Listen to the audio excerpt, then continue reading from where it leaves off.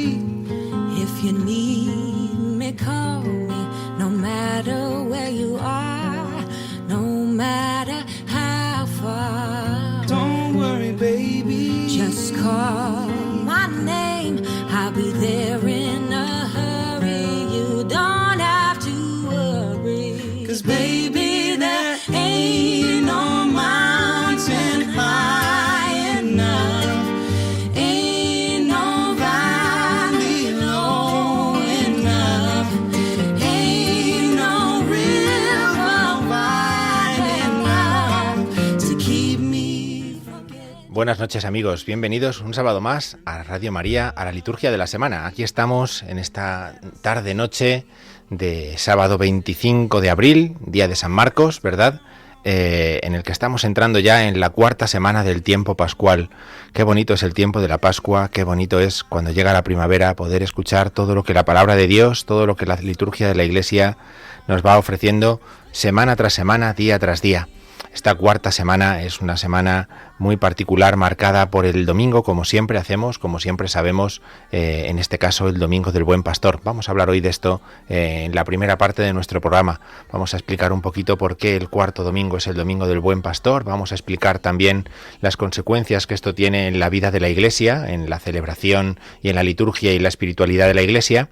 Y después nos centraremos un poquito más en todo lo que sucede cuando llega el mes de mayo, el tiempo del mes de mayo, se junta mayo con la Pascua, es como cuando nos ponen el mapa del tiempo y vemos que un anticiclón viene por un lado, una borrasca por otro, y entonces ¿qué es lo que sucede? Bueno, pues una cosa parecida es lo que nos encontramos nosotros cuando llega el mes de mayo, llega el tiempo de Pascua, y pasan tantas cosas, tantas como pasan en la espiritualidad y en la liturgia de la Iglesia. De eso vamos a hablar también nosotros, si nos da tiempo, pues después echaremos un vistazo a cómo algunos textos de la liturgia de la Iglesia nos ayudan a profundizar en el misterio pascual en el que nos encontramos desde una perspectiva muy especial, que es la de la Virgen María, porque entramos en el mes de mayo, mes tradicionalmente, popularmente, mes de María. Así que, bueno, pues este es el programa que tenemos para esta noche, para este rato en el que vamos a sentarnos tranquilamente a escuchar acerca de la liturgia de esta cuarta semana del tiempo pascual, que comienza así. Vamos a dedicarnos tranquilamente a reflexionar, a profundizar, a recorrer esta cuarta semana del tiempo de Pascua. En primer lugar, tenemos que tener en cuenta que el Evangelio que marca la espiritualidad, que le da el acento a la cuarta semana y al cuarto domingo del tiempo de Pascua, es el capítulo 10 del Evangelio según San Juan. Todos los años, en cualquier ciclo en el que estemos, el A, el B o el C, el de Mateo, el de Marcos o el de Lucas, llega el cuarto domingo de Pascua y nos encontramos con un relato del Evangelio según San Juan. Un relato además situado en el capítulo 10 del Evangelio según San Juan. Pueden ser unos versículos u otros, los 10 primeros, los 4 siguientes, los 7 siguientes, los que sean, pero siempre es un relato del capítulo 10 del Evangelio según San Juan. En ese capítulo 10 del Evangelio según San Juan, Jesús se presenta así: yo soy el buen pastor. Yo soy el buen pastor. Vamos a hablar después largo y tendido sobre qué significa esto de que Jesús es el buen pastor, pero esto es lo que nos vamos a encontrar en la celebración de la misa de mañana o de esta tarde. Si ya han estado en misa, ya todo esto les suena porque lo acaban de escuchar, lo acaban de rezar y se lo acaban de explicar en la celebración de la misa. En este caso, estamos en el ciclo A, el primero de los ciclos, ¿no? A, B, C. Pues en este ciclo A, los versículos del capítulo 10 del Evangelio según San Juan que escuchamos son los 10 primeros versículos. Juan 10, 1, 10.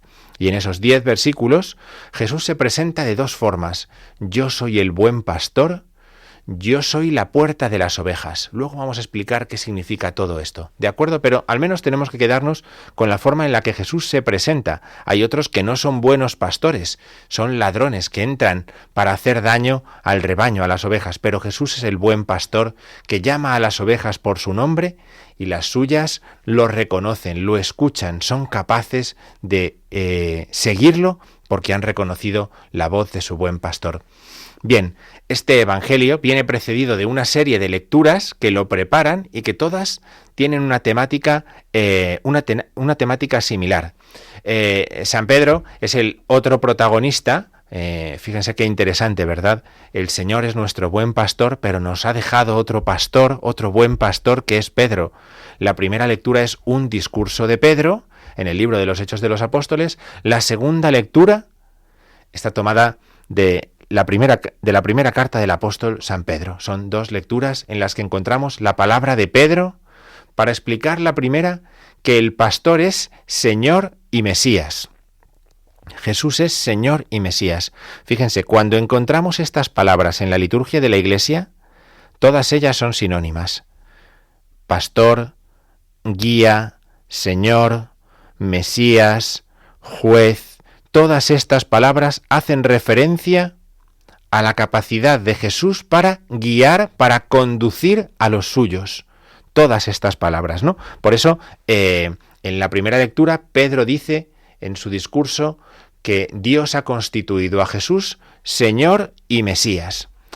Esto se ve ratificado con un salmo que conocemos todos bien, que cantamos, que hemos escuchado en bautizos, en primeras comuniones, en funerales. El Señor es mi pastor, nada me falta, el Salmo 22.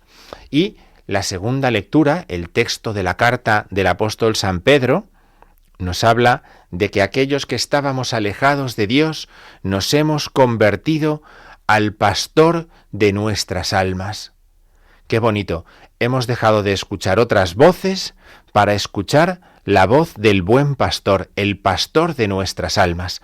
Estas son las lecturas, todas hacen referencia a lo mismo, pero fíjense, si prestan mañana un poco de atención en la celebración de la misa, se van a dar cuenta de que tanto la primera como la última oración de la misa nos hablan también de este pastor. Merece la pena que vayamos con atención, que vayamos con todo esto preparado a misa, para que podamos percibir la unidad sintética que hay en estos textos, la unidad sintética que la Iglesia nos ofrece en este domingo, que es de una gran pedagogía. Si somos capaces de captar esto y de salir de la celebración de la misa rumiándolo, pues nos resultará mucho más fácil llevar esta idea al resto de la semana, porque ¿saben qué es lo que pasa? Que el Evangelio que vamos a escuchar a partir del domingo, es decir, en los días feriales de esta semana cuarta del tiempo de Pascua, son tomados de Juan 10. Hemos escuchado Juan 3 cuando hemos empezado la Pascua, ¿verdad? Después de los evangelios de la primera semana, que eran las apariciones del resucitado, la segunda semana era Juan 3. Esta tercera semana que hemos concluido ha sido Juan 6. Ahora nos vamos a Juan 10, la cuarta semana Juan 10. Son los discursos de Jesús, ¿verdad? Juan 10 es lo que vamos a comenzar a escuchar el mismo lunes. Yo soy la puerta de las ovejas. Nos va a invitar el Evangelio a fijarnos en esto mismo. Mientras que la primera lectura nos va a llevar por el libro de los Hechos de los Apóstoles, por ese recorrido que va constituyendo una comunidad cristiana, la primitiva comunidad cristiana, una comunidad en la que hay aquellos que proceden del judaísmo, de la fe de Abraham, pero en la que también hay algunos que proceden de la gentilidad, no proceden del pueblo elegido de Dios. Recuerden que lo que escuchábamos ayer viernes en la primera lectura de la misa era la conversión de San Pablo, llamado a ser el apóstol de los gentiles. Pues los gentiles empiezan a aparecer ahora en muchas de las primeras lecturas de estos próximos días, y así pues, por ejemplo, nos vamos a encontrar el lunes este testimonio en Hechos 11 de cómo los apóstoles reconocen que también los gentiles han sido llamados a heredar el reino de Dios. Han sido llamados también, podríamos decir nosotros, por el pastor de nuestras almas, para que reconozcan su voz, lo escuchen y lo sigan. Esto es lo que vamos a escuchar en la celebración de la misa del lunes 27 de abril, que es un día ferial. El martes 28 de abril también es un día ferial, aunque se puede hacer memoria de algunos santos de la Iglesia, pero también es un día ferial. Y en este día ferial vamos a seguir escuchando Juan 10, 22, 30. Yo y el Padre somos uno. Es decir, Jesús es buen pastor por su unión con el Padre. Jesús es buen pastor porque hace aquello que el Padre le ha enseñado, hace aquello que el Padre le ha dicho, y de esa manera nos pastorea a nosotros. Juan 10, 22, 30. Primera lectura, Hechos 11, 19, 26. Los discípulos hablan a los griegos. ¿Quiénes son los griegos? Pues los griegos son aquellos que no son del pueblo de Israel. Son gentiles, no son judíos, son gentiles. Y entonces se ponen a hablarles a los griegos. ¿Para qué? Para atraerlos a la fe, ofreciéndoles la buena noticia de Jesucristo. El miércoles hacemos un pequeño paréntesis que nos cambia un poco el ritmo que estamos llevando, porque el miércoles la Iglesia celebra una fiesta, la fiesta de Santa Catalina de Siena, Virgen, doctora de la Iglesia, es una de las mujeres patronas de Europa. Por eso se celebra como una fiesta. Y como sabemos bien, cuando se celebra un santo como una fiesta, se cambian las oraciones de la misa, se cambian las lecturas de la misa y se introduce el rezo del Gloria. Esto va a suponer que el miércoles no escuchemos lecturas según el orden que estamos haciendo Hechos de los Apóstoles, Juan 10, sino que escuchamos lecturas que nos hablan de Santa Catalina de Siena, de la vida, de las características, de las actitudes, de las virtudes de santidad de Santa Catalina de Siena reflejadas en la palabra de Dios. La primera carta del apóstol San Juan nos habla de cómo la sangre de Jesús nos limpia de todo pecado. Recuerden que Santa Catalina de Siena es una gran mística que profundiza en su vida en el misterio de la pasión del Señor. Por eso esta referencia a la sangre de Jesús, a la pasión del Señor. Pero también nos encontramos con un evangelio precioso, Mateo 11, 25, 30. Santa Catalina de Siena era una monja, una religiosa, en un pequeño convento, en un pequeño pueblo de Italia, en Siena. Y ella hizo grande Siena, ella hizo grande también su tiempo por su testimonio de santidad, por su amor a la Iglesia y por su llamada a la conversión, desde el mismo Papa, al que llama a volver a Roma para dar testimonio y cuidar de la Iglesia, hasta cada uno de nosotros. Por eso, Mateo 11, 25, 30, yo te bendigo, Padre, porque has escondido estas cosas a los sabios y entendidos y se las has revelado a los pequeños. Qué misterio el poder de Dios que se sirve de los pequeños para ofrecerles un testimonio de conversión, una llamada a la conversión a los que se creen grandes. El jueves 30, recuperamos el ciclo ferial y por lo tanto volvemos al libro de los Hechos de los Apóstoles. Hechos, capítulo 13. Vamos a empezar a escuchar discursos de San Pablo. Ya lo hemos presentado, ya conocemos que San Pablo se ha convertido, cree en Jesucristo, se ha bautizado, se ha convertido en apóstol y vamos a empezar a escuchar también discursos de San Pablo. En el Evangelio hemos dado un salto, se nos ha acabado el capítulo 10, pues nos vamos al siguiente discurso de Jesús en el Evangelio, que está ¿dónde? En el capítulo 13. Pues seguimos en el capítulo 13. El que recibe a quien yo envié, me recibe a mí. Esto es lo que vamos a escuchar el jueves en el Evangelio en Juan 13. Y el viernes 1 de mayo, es día de feria también, San José Obrero, aunque es una fiesta civil pues muy de mucha tradición, ¿no? De mucha costumbre en nuestro país, no es un día de precepto en la Iglesia, no es una gran solemnidad. Nosotros la gran solemnidad de San José la celebramos el 19 de marzo, ¿verdad? Y el día de San José Obrero es una memoria libre. Eso hará que normalmente, si vamos a misa el viernes, escuchemos lecturas de ciclo ferial, de cuarta semana de Pascua. Hechos 13, Dios ha cumplido su promesa resucitando a Jesús, que es lo que dice Pablo en sus discursos. Otro que hace como Pedro, coge la palabra de Dios y la explica. Coge el Antiguo Testamento y lo explica a la luz de Jesucristo y el Evangelio nos lleva ya a Juan 14. Fíjense dónde nos encontramos. De Juan 13 nos hemos saltado los primeros versículos. ¿Por qué? Porque los primeros versículos de Juan 13 los escuchábamos el Jueves Santo en el Evangelio, son el lavatorio de los pies. Pero nosotros hemos seguido con los discursos que vienen después, porque después del lavatorio de los pies comienzan los discursos de despedida de Jesús. No hemos hecho nada más que pasar el ecuador de la Pascua, cuarto domingo, y empezamos a encontrarnos discursos de despedida. Juan 13, Juan 14, Juan 15, Juan 16, hasta Juan 17.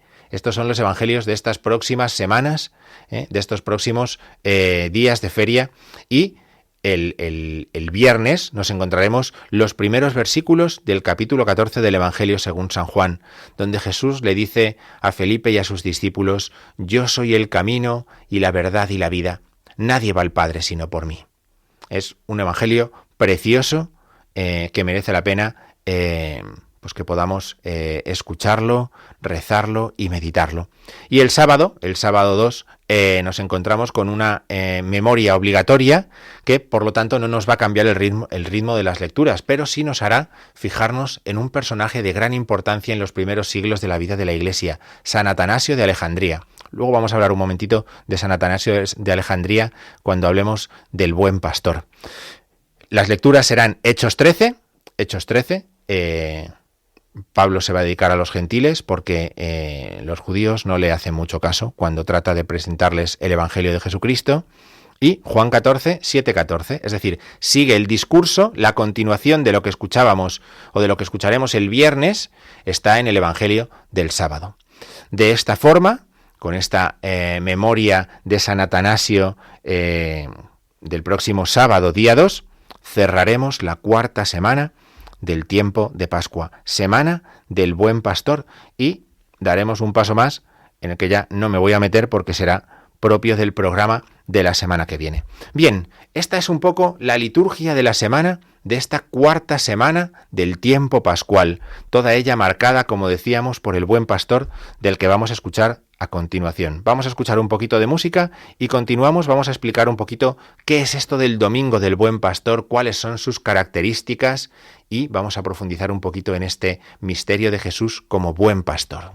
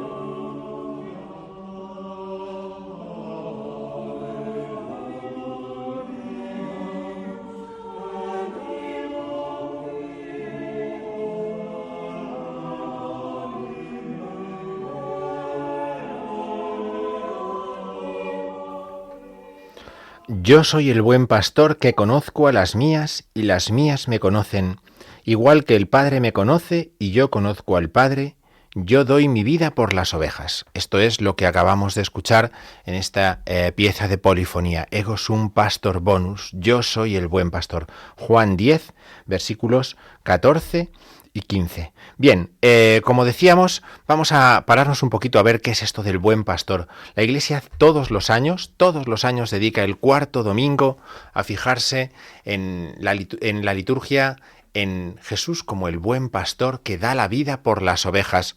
Desde la antigüedad, la vida pastoril hacía referencia a la vida en el paraíso.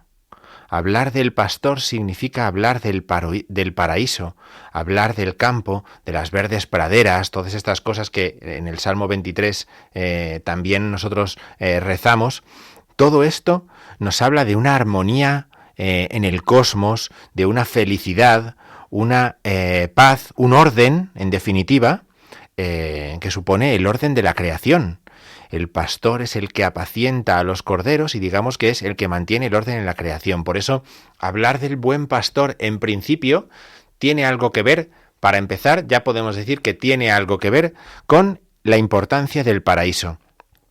En el Antiguo Testamento, si hacemos un poquito de memoria, seguro que podemos recordar que el rey, la figura del rey, cuando el pueblo de Israel tiene un rey, ese rey es el pastor de su pueblo. Reconociendo que no hay más rey que Dios, el rey que Dios elige para los hombres es el pastor de su pueblo. ¿Ven lo que les decía antes? El rey, el pastor, el jefe, el guía, todas estas palabras, ¿verdad? Así, todo rey tiene que tener hacia su pueblo la misma solicitud que tiene Dios. Es decir, para que de alguien se pueda decir que es un buen rey, que es un buen pastor, tiene que atender a su pueblo como Dios lo atiende. Esa es la característica propia del buen pastor. Desde Moisés, que es el primer guía del pueblo de Dios, ¿verdad? Desde Moisés, que lleva a su pueblo de la esclavitud a la liberación, hasta David, que es el rey por excelencia, el pastor es bueno si ejerce la misma guía, la misma solicitud, tiene el mismo corazón que tiene Dios para con los suyos. Dice el Salmo 95, Él es nuestro Dios y nosotros su pueblo, el rebaño que Él guía. Es decir, aquellos que forman parte del pueblo de Dios tienen que reconocer que su rey, en toda circunstancia, su rey es Dios. Es verdad que a lo largo de la historia del pueblo de Israel, en el Antiguo Testamento, sabemos de malos pastores, sabemos de malos reyes, de aquellos que han sido malos guías del pueblo. ¿Por qué? Porque han mirado a su propio beneficio.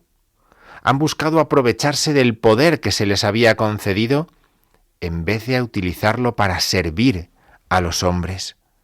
Por eso, ¿qué es lo que hacen los profetas en el Antiguo Testamento? Anunciar la venida de un nuevo rey, un nuevo David, un nuevo Mesías, que verdaderamente sí que va a cuidar el rebaño de Dios. Por eso cuando Jesús aparece en el Evangelio y dice, yo soy el buen pastor que da la vida por las ovejas, en él encontramos al que es el culmen de lo que el pueblo esperaba. Él es aquel hacia el que miraban todos los anteriores reyes y pastores, los buenos esperando a uno mejor que ellos, los malos esperando a aquel que fuera realmente bueno, no como habían sido ellos. Decíamos antes, lo vamos a escuchar mañana en la misa, en la segunda lectura, pues andabais errantes como ovejas, pero ahora os habéis convertido al pastor y guardián de vuestras almas. Al pastor y guardián de nuestras almas. Esta expresión es tan importante en el Nuevo Testamento, tan importante, que Jesús es el pastor y guardián de vuestras almas, que aparece en un prefacio de la Iglesia con otra traducción similar y preciosa también. Jesús es el pastor y obispo de nuestras almas. Es decir, es el que vigila a sus ovejas. Ese es el obispo, ¿no? Obispo significa el que vigila. Jesús es el pastor y guardián, el pastor y obispo de nuestras almas. Y dice en la primera carta de Pedro también, el apóstol dice, y cuando aparezca el pastor supremo, recibiréis la corona inmarcesible de la gloria.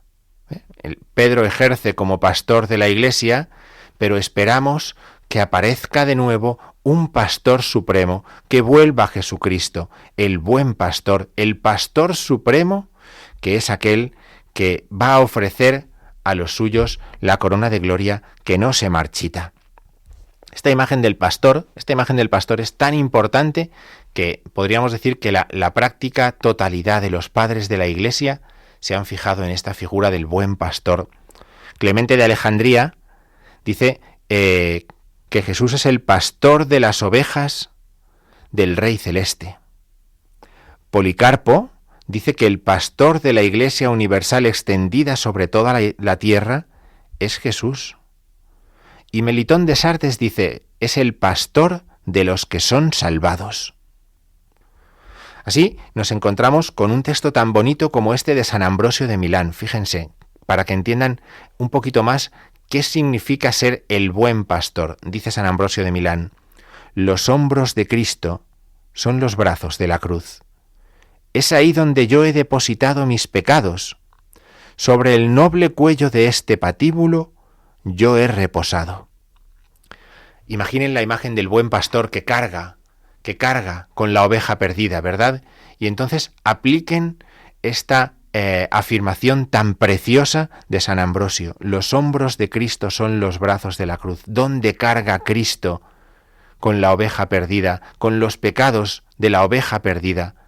En la cruz. Ahí es donde se manifiesta como buen pastor. Allí donde se ve la debilidad del hombre, aparece la gracia de Dios que salva. Por eso, el buen pastor se entiende bien en el contexto propio del misterio pascual. Por eso el buen pastor se celebra en el tiempo de la Pascua. No podría ser en otro momento del año, porque el buen pastor tiene que ver con aquel que da la vida por las ovejas, que ha muerto en la cruz por nosotros para ofrecernos vida y vida en abundancia. Dice la carta a los Hebreos, que el Dios de la paz que hizo retornar de entre los muertos al gran pastor de las ovejas, Jesús Señor nuestro, en virtud de la sangre de la alianza eterna, ven, el gran pastor, el buen pastor, es Jesús y se manifiesta como tal, derramando su sangre por nosotros. San Ireneo de León dice, ha descendido a las profundidades de la tierra para buscar allí a la oveja perdida. Ven, el misterio de la Pascua, el descenso a los infiernos. O San Agustín dice, descendió porque nosotros estábamos abajo y subió para que nosotros no nos quedáramos abajo. Es el contexto propio, ¿verdad? Entender que Cristo ha bajado a rescatarnos como el buen pastor que va en busca de la oveja perdida, que se deja las 99 para ir a buscar la oveja perdida. Tras haber descendido por nosotros a las profundidades de la tierra para buscar allí la oveja perdida, es decir, su propia obra modelada por él, sube a las alturas para ofrecer y devolver al Padre al hombre así encontrado, efectuando en él mismo las primicias de la resurrección del hombre. Así resume San Ireneo de esa forma tan bonita este misterio. El buen pastor es el que se abaja. Es así de sencillo. El buen pastor no es el que se viene arriba, es el que se abaja. El que se abaja a dar la vida por las ovejas. Es aquel que se entrega para que los pecados de su pueblo sean perdonados. Ese es el buen pastor. Por eso nos va a ayudar mucho profundizar en este misterio. Cristo como el buen pastor que da la vida por las ovejas. Pero además nos va a presentar la liturgia de mañana una forma muy especial de poder entrar en ese misterio de vida y de vida en abundancia. La Iglesia recibe ese misterio de vida en el bautismo. En el bautismo Cristo es nuestro buen pastor. Nos sumergimos en su muerte para resurgir a la vida eterna. Por eso tantas veces vamos a celebrar bautizos y escuchamos este salmo, el Señor es mi pastor, nada me falta. Él ha realizado ese misterio de salvación cargando con nosotros y con nuestros pecados. Podríamos releer ahora el Salmo 23, ¿verdad? Yo les animo a que esta noche o mañana tranquilamente a lo largo del día saquen un ratito para releer despacio y regustar, volver a gustar este Salmo 23 que tanto nos enseña. En definitiva, para recordar que el buen pastor es la imagen que nos recuerda que Cristo ha celebrado la Pascua, ha muerto y resucitado por nosotros para llevarnos al paraíso. Las verdes praderas, dice San Atanasio, al que vamos a celebrar el sábado que viene. Dice San Atanasio: las verdes praderas son el paraíso, de donde habíamos caído y a donde Cristo nos conduce y nos restablece mediante el agua del reposo, es decir, mediante el bautismo. ¿Ven? La imagen del bautismo es magnífica. ¿Y qué es lo que hace el buen pastor mientras cuida de sus ovejas? Las entretiene con su dulce voz, que las ovejas reconocen, con su dulce canto. Dice San Ambrosio de Milán: ¿qué canto es más dulce? ¿Qué acentos más suaves? Que el perdón de los pecados y la resurrección de los muertos. Con este canto domesticó la violencia del mundo, ablandó la dureza del siglo. Con esta arpa destruyó el terror de la muerte. Con la dulzura de sus cuerdas ha pisoteado el infierno. ¿Ven cómo cerramos el círculo? ¿Dónde hemos empezado? En que el buen pastor hace referencia a la vida pastoril, a la vida en el paraíso. Cuando aparece la imagen del buen pastor, es para hablarnos del paraíso, es para hablarnos de cómo el buen pastor ha vencido a la muerte, pero la ha vencido muriendo. La muerte de Cristo ha sido su victoria sobre la muerte, y así el buen pastor nos ha ofrecido a nosotros el paraíso. Ese es el mejor canto que este buen pastor podía hacer para los suyos. Bien, fíjense todo lo que tenemos para saborear en el Evangelio y en la misa de mañana. Qué cantidad de elementos en los que vamos a poder profundizar, porque todos estos aparecen en las lecturas y en las oraciones de la misa de mañana. Yo les animo a que pongan especial atención para que todos estos acentos los puedan percibir y así puedan comprender mejor qué importancia tiene hablar del buen pastor, que es hablar del misterio de la Pascua y es hablar también del futuro que nos espera, el paraíso que Cristo nos ha prometido. Bien, pues vamos a continuar con nuestro programa. Vamos a escuchar un poquito de música y luego vamos a situarnos un poco en este mes de mayo en el que vamos a entrar dentro de nada, dentro de este tiempo pascual en el que estamos.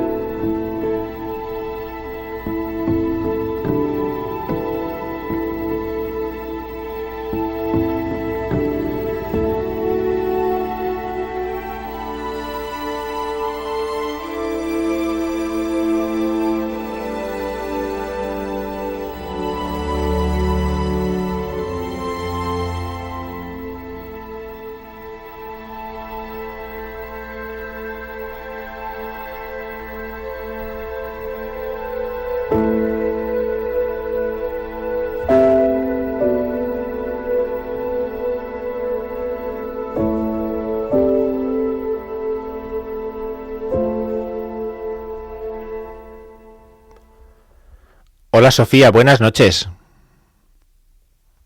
Buenas noches. ¿Qué tal estás? Muy bien. ¿Cuántos años tienes, Sofía? Tengo 9. 9 años. ¿Y tú sabes por qué te llamo esta noche? Pues me vas a preguntar cosas de la comunión. Cosas de la comunión, ¿por qué? ¿Qué has hecho hoy? A ver, cuéntanos. Pues hoy he recibido a nuestro amigo Jesús. Hoy has recibido a Jesús, has hecho la primera comunión Sí, y has recibido a Jesús en la Eucaristía. ¿La has recibido con tus compañeros de catequesis? sí. ¿Cuántos compañeros de catequesis sois? ¿Cuántos niños? Sin contarme a mí 14. 14 y tú 15. Muy bien. ¿Y habéis hecho la comunión en una parroquia de dónde? ¿De qué ciudad? De Madrid, En una parroquia de Madrid. Muy bien. ¿Cómo se llama esa parroquia? A ver, dinos. San Fulgencio y San Bernardo. La parroquia de San Fulgencio y San Bernardo. Muy bien. Oye, ¿y qué es eso de recibir a Jesús? Cuéntanos un poquito, a ver qué es lo que has hecho tú y qué es eso de recibir a Jesús. ¿Qué os han contado, a ver, vuestro párroco y qué te han enseñado tus catequistas? ¿Cómo se llaman tus catequistas? Begoña, Marieli y Vanessa. Y Vanessa, muy bien. ¿Y has hecho cuántos años de catequesis? 3. 3 años de catequesis y ahora recibes a Jesús en la Eucaristía. ¿Qué significa eso para ti? A ver, cuéntanos. Es cuando tomas a Jesús por primera vez. Por primera vez. ¿Y ahora cuándo lo vas a volver a tomar por segunda vez? A ver. Mañana. Mañana. ¿Por qué mañana? Porque es domingo y tenemos la misa de 11. Muy bien, es domingo y los domingos hay que ir a misa y hay que ir a misa y comulgar, ¿verdad? Es domingo y entonces tienes la misa de 11, la misa con los niños. Sí, Muy bien. ¿Tienes ganas de volver mañana a misa y volver a comulgar? sí, ¿Es bueno recibir a Jesús? sí, ¿Estás contenta? sí. Has hecho una fiesta después, ¿verdad? Sí, con toda mi familia y mis amigos. Con tu familia y tus amigos. Cuando nos pasa algo bonito, hacemos una fiesta y la celebramos con todos los que podemos, ¿verdad? Sí, Y de esa manera también les hacemos partícipes de que nos ha pasado algo importante, algo grande, ¿verdad? sí, Muy bien, lo más importante es que ahora que has recibido a Jesús, pues digas, pues yo quiero recibirlo todos los días que pueda, todas las semanas, todos los domingos, ¿verdad? sí, Tus padres van a misa los domingos, ¿a que sí? sí, Y te llevan a misa. Y hasta ahora iban a comulgar, pero tú no ibas a comulgar. Y ahora ya vas a ir con ellos a comulgar cada domingo, ¿verdad? sí, Bueno, pues eso es lo más bonito que hay, que podáis ir juntos y que podáis celebrar la misa cada domingo. ¿Qué te quedas ahora al final del día? Ahora que ya estás en casa ya tranquilamente. sí, Menos mal, ¿eh? Vaya paliza hoy, ¿a que sí? sí.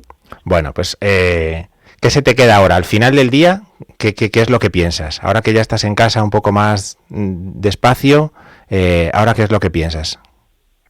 Que a veces me pongo nerviosa por tonterías, porque es que estaba como muy nerviosa, pero me ha pasado un poco después. Claro, pero ¿sabes por qué nos ponemos nerviosos? Porque son cosas importantes, ¿verdad? Como son cosas importantes, nos ponemos nerviosos, pero después de ponernos nerviosos, pues uno se tranquiliza y dice, pues no es solamente que esto era importante, es que además era algo muy bueno, ¿verdad? Sí, Bueno, pues muchas gracias, Sofía. ¿Vas a cenar? ¿Has cenado ya o vas a cenar ahora?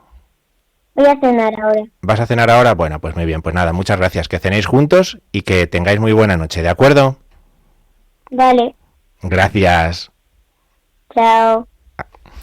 Muy bien, pues fíjense, el testimonio de Sofía nos viene muy bien para introducir el tema del que vamos a hablar ahora a continuación. Cantidad de niños en cantidad de parroquias, en cantidad de lugares de este lado y del otro del Mississippi, en estos días reciben a Jesús por primera vez, hacen su primera comunión, están felices porque se han preparado durante años de catequesis para poder recibir a Jesús en la Eucaristía, poder reconocerlo también como buen pastor, que es una bonita forma de reconocerlo, un pastor que se entrega por nosotros de tal manera que reconocemos el amor que nos tiene en cómo se ha entregado por nosotros en la Eucaristía.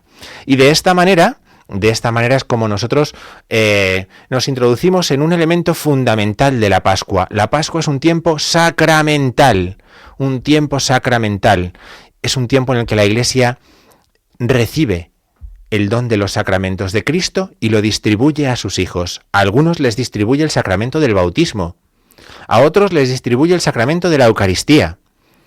Estos niños que reciben en estos días la Eucaristía, como Sofía ha hecho, ¿no? Estos niños reciben la Eucaristía como alimento de vida eterna para toda su vida. Y entonces van a tener que vivir eucaristizados, ¿no? Pero otros chavales reciben el sacramento de la confirmación en el tiempo de la Pascua. Se han preparado durante un tiempo catecumenal, la Cuaresma, para recibir los sacramentos de la iniciación cristiana, la confirmación, ahora en el tiempo pascual. Muchos reservan estas fechas de la Pascua para celebrar sus bodas, y otros reciben el sacramento de la unción de los enfermos. La Pascua del enfermo la celebra la Iglesia siempre el 6º domingo de Pascua, ¿verdad? La unción de los enfermos, por no hablar de las ordenaciones. ¿Cuántas iglesias, cuántas diócesis celebran durante la Pascua la ordenación de nuevos sacerdotes? Los sacramentos son un fruto de la Pascua, y por lo tanto el tiempo pascual es un tiempo en el que la Iglesia vive feliz, porque alimenta a sus hijos, porque sus hijos se llenan de gracia, de vida y de vida en abundancia, y por lo tanto esta es nuestra gran atención, ¿no? Cristo ha muerto y resucitado para dar a la Iglesia la vida de los sacramentos. Este es el don que alegra a la Iglesia durante este tiempo, ¿verdad? Esta es nuestra gran alegría durante todo el tiempo pascual. Y ahora entramos en el mes de mayo que siempre suele coincidir, unos años más semanas, otros años menos semanas, con el tiempo pascual. El mes de mayo es un mes tradicionalmente de María. Querría leer una cita de un documento del que, ya hemos hablado en muchas ocasiones, el Directorio sobre la Piedad Popular y la Liturgia, que lo que viene es a buscar la manera de armonizar estas cosas, ¿no? Estas cosas. Dice en el número 191 este documento: en el caso de la costumbre occidental de celebrar un mes de María en mayo, en algunos países del hemisferio sur en noviembre, será oportuno tener en cuenta las exigencias de la liturgia, las expectativas de los fieles, su maduración en la fe y estudiar el problema que suponen los meses de María en el ámbito de la pastoral de conjunto de la Iglesia local, evitando situaciones de conflicto pastoral que desorienten a los fieles, como sucedería, por ejemplo, si se tendiera a eliminar el mes de mayo. Con frecuencia la solución más oportuna será armonizar los contenidos del mes de María con el tiempo del año litúrgico. Así, por ejemplo, durante el mes de mayo, que en gran parte coincide con los 50 días de la Pascua, los ejercicios de piedad deberán subrayar la participación de la Virgen en el misterio pascual y en el acontecimiento de Pentecostés, que inaugura el camino de la Iglesia, un camino que ella, como partícipe de la novedad del resucitado, recorre bajo la guía del Espíritu. Fíjense, esto que dice este documento en el número 191 es muy importante, porque al final lo que nos dice es: no nos podemos olvidar de lo que la Iglesia está celebrando durante este tiempo, los frutos de la Pascua. La Iglesia está recibiendo los frutos de la Pascua, los frutos objetivos, sacramentales de la Pascua. Esta tiene que ser la gran atención. Esto es, dice el concilio, fuente y culmen, ¿no? Este tiene que ser nuestra gran atención. Los ejercicios de piedad, el mes de mayo, tiene que ayudar a incidir en esto. No nos tiene que hacer olvidar esto, sino que hay que buscar la manera de armonizar una cosa con la otra, de tal manera que la celebración pascual pueda verse como la fuente de la que nace el amor a María, de la que nace la devoción a la Virgen, y cómo todo este tipo de ejercicios devocionales del mes de mayo tienen que conducirnos a la celebración sacramental, como Sofía, a comulgar, a confesarse antes, a participar en la vida de la Iglesia. Entonces, entender el vínculo que se establece entre una cosa y la otra, entender el vínculo que se crea entre la liturgia y la piedad popular, entre el año litúrgico y las devociones populares, es muy importante, porque eso enriquece la Iglesia. Eso hace que la Iglesia pueda descubrir, exprimir al máximo la conjunción de estos dos elementos que son de distinta naturaleza y en los que siempre encontramos la prioridad que tiene el ejercicio de la liturgia. siguiendo unos números más adelante de este documento, nos encontramos uno con el que podríamos terminar también esta reflexión, que es el número 196, que trata sobre el canto del Regina Coeli. Dice así, durante el tiempo pascual, por disposición del Papa Benedicto XIV, 20 de abril del año 1742, en lugar del Angelus Domini, se recita la célebre antífona Regina Coeli. Esta antífona, que se remonta probablemente al siglo X-XI, asocia de una manera feliz el misterio de la encarnación del Verbo, el Señor a quien has merecido llevar, con el acontecimiento pascual, resucitó según su palabra. Mientras que la invitación a la alegría, alégrate, que la comunidad eclesial dirige a la Madre por la resurrección del Hijo, remite y depende de la invitación a la alegría, que Gabriel dirigió a la humilde sierva del Señor, llamada a ser la madre del Mesías Salvador.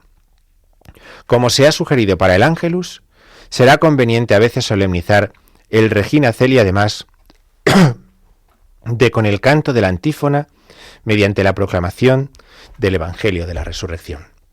Vamos a escuchar un poquito de música y continuamos.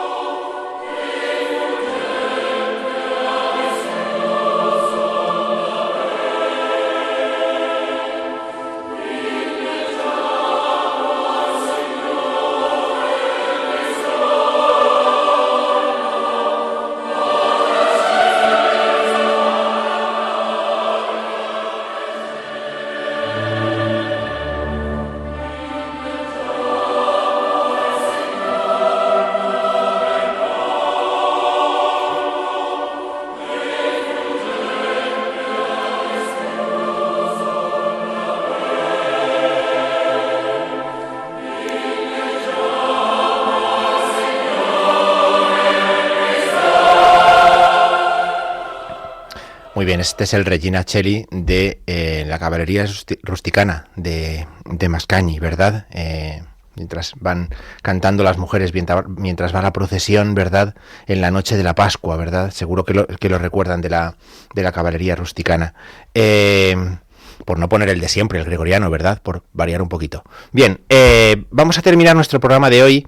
Lo vamos a hacer con algunos textos de la liturgia de la Iglesia que nos ayudan un poco a ver esto que estábamos explicando antes, de esta relación entre la liturgia y la devoción popular en el mes de mayo y en el tiempo pascual. Algunos textos preciosos que nos pueden ayudar a profundizar en esto, que forman parte del misal romano, ¿no? Forman parte del misal y por lo tanto nos ayudan a entrar en la espiritualidad de la Iglesia, en la espiritualidad que estos textos tienen y que nos ofrecen también, ¿no? Si vamos, por ejemplo, al misal de la Virgen María, ¿no? La Iglesia tiene un misal de la Virgen María con una serie de oraciones apropiadas, sobre todo pensando en santuarios marianos, en en tiempo ordinario, ¿no? En momentos especiales en los que poder celebrar con estos textos la Eucaristía, la misa, si vamos al misal de la Virgen María y vamos al tiempo pascual, nos encontramos con una serie de prefacios que merece la pena leer y que merece la pena saborear.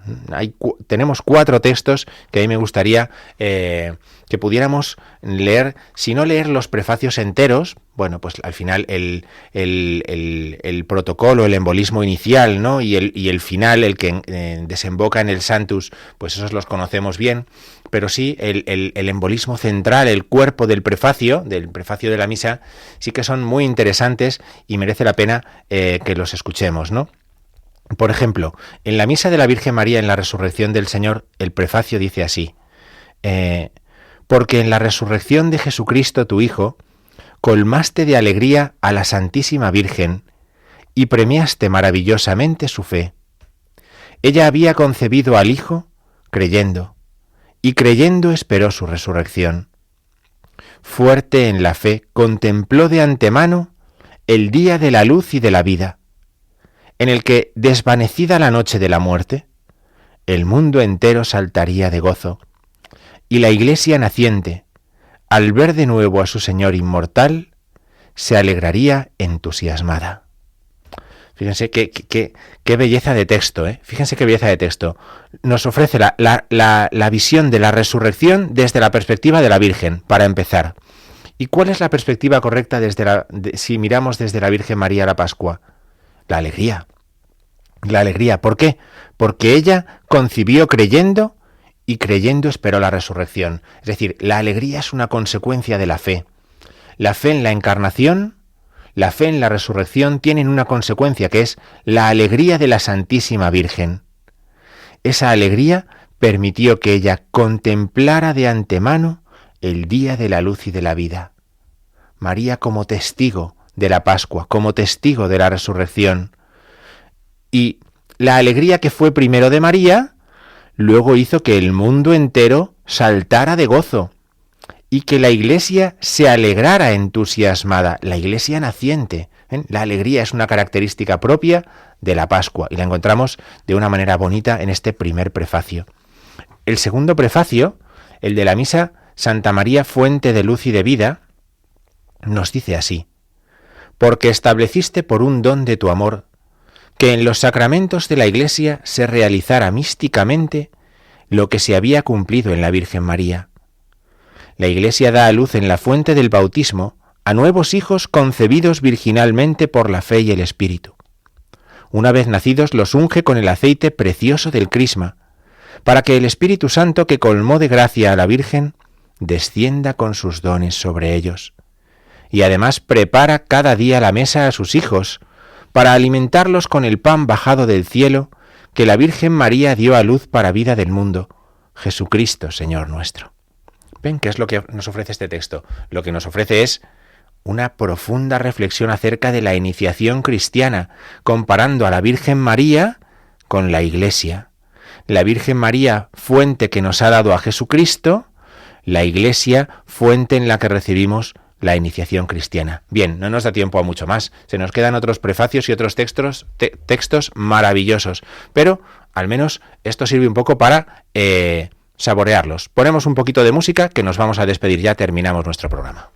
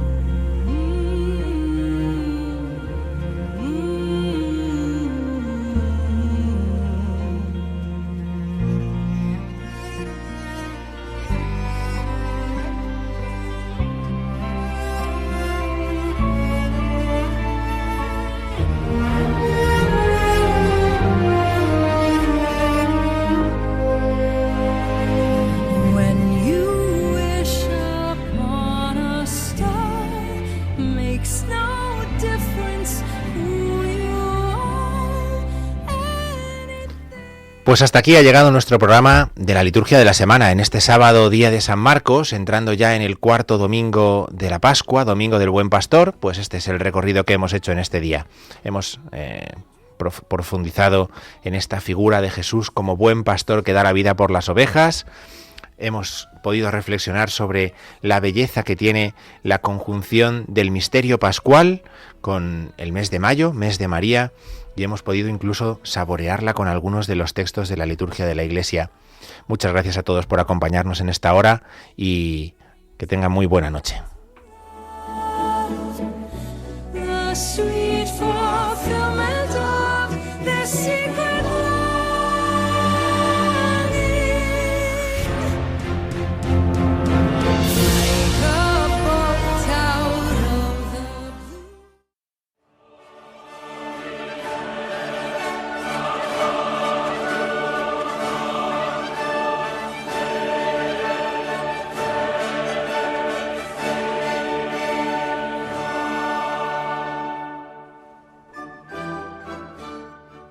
Han escuchado la liturgia de la semana con el padre Diego Figueroa.